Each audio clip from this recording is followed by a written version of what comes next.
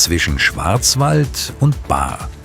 Dort, wo Brigach und Neckar ihren Ursprung in derselben Landschaft finden, liegt eine Stadt, die bis heute 2 Geschichten in sich trägt. Villingen-Schwenningen, eine Doppelstadt, entstanden aus 2 Orten, die über Jahrhunderte hinweg unterschiedlich geprägt wurden. Villingen auf badischer Seite, geformt durch das Mittelalter, durch Handel, Stadtmauern und die lange Zugehörigkeit zu Vorderösterreich. Und Schwenningen, einst württembergisch, lange Zeit eher dörflich geprägt, bis die Industrialisierung aus dem Ort ein Zentrum der Uhrenindustrie machte.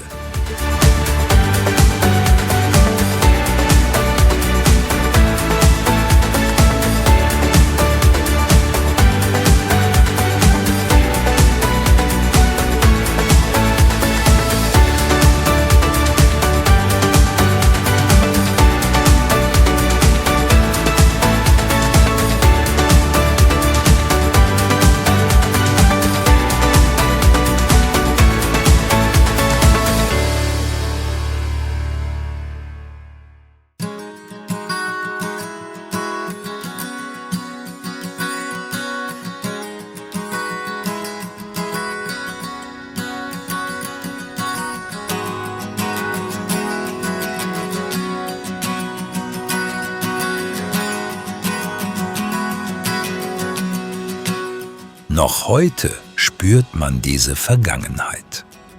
Nicht alles wirkt wie aus einem Guss. Und vielleicht liegt genau darin der besondere Charakter dieser Stadt. Zwischen beiden Stadtteilen verläuft die europäische Hauptwasserscheide. Hier entscheiden wenige Meter darüber, ob Wasser später in den Rhein oder in die Donau fließt. Villingen selbst wirkt dabei wie ein Ort, an dem Geschichte sichtbar geblieben ist.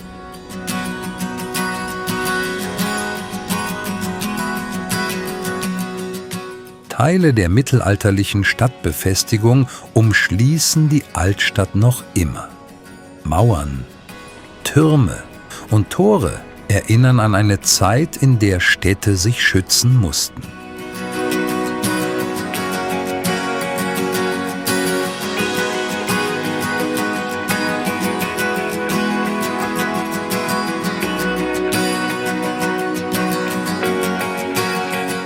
Die Straßenzüge folgen bis heute dem alten Stadtgrundriss. Zwischen historischen Fassaden, Fachwerkhäusern und engen Gassen entsteht eine Ruhe, die man in vielen Städten kaum noch findet.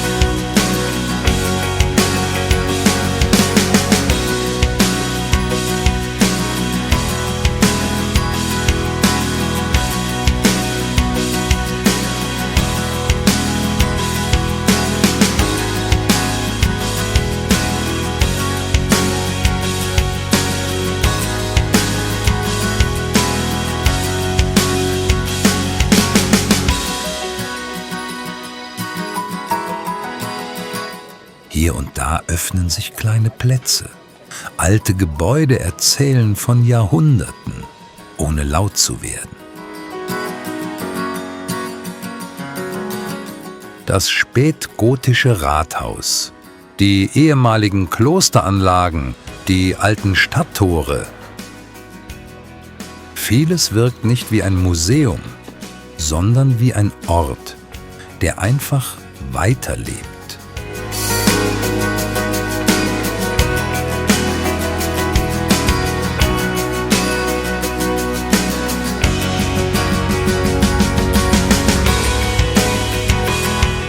Und doch führt der Weg früher oder später immer zu einem Bauwerk, das über allem zu stehen scheint, dem Villinger Münster.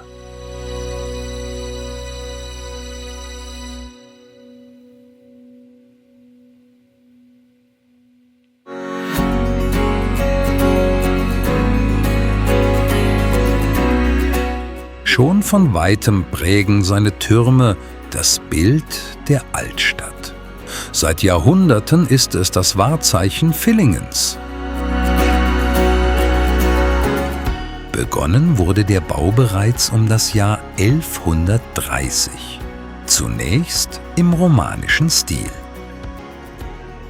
Nach einem großen Stadtbrand im Jahr 1271 wurden Teile des Münsters zerstört. Beim Wiederaufbau entstand daraus Schritt für Schritt eine gotische Kirche, die später immer weiter verändert und erweitert wurde. So vereinen sich bis heute unterschiedliche Epochen in einem einzigen Bauwerk: Romanik, Gotik, Barock.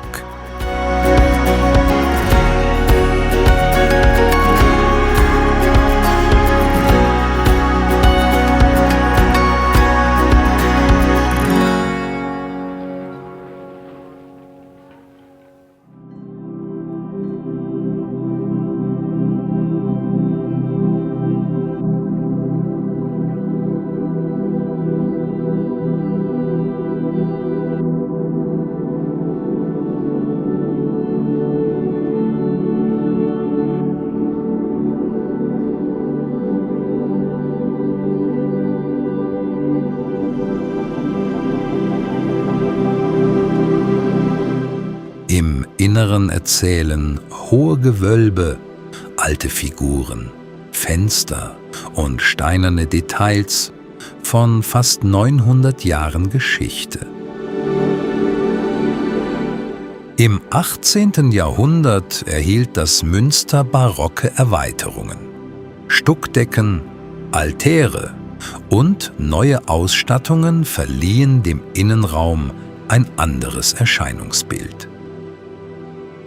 Doch vieles davon ging später wieder verloren.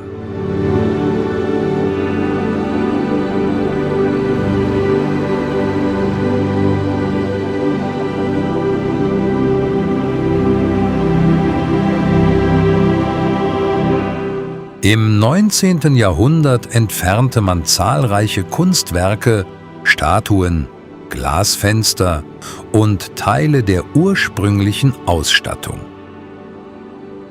Trotzdem blieb der Charakter des Münsters erhalten.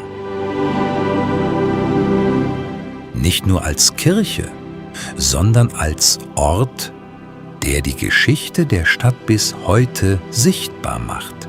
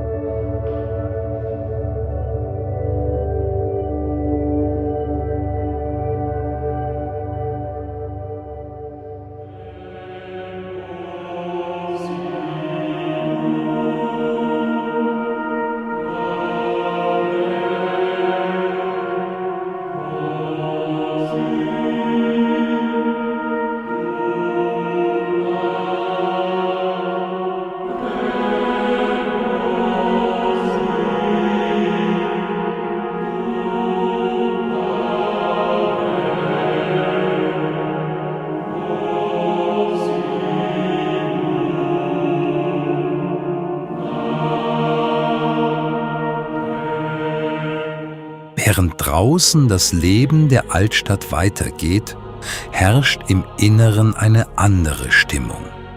Ruhiger, zeitloser. Fast so, als würde sich die Geschwindigkeit der Stadt hier verändern. Und vielleicht ist genau das das Besondere an Villingen. Nicht nur die Geschichte selbst, sondern die Art, wie sie bis heute Teil des Alltags geblieben ist.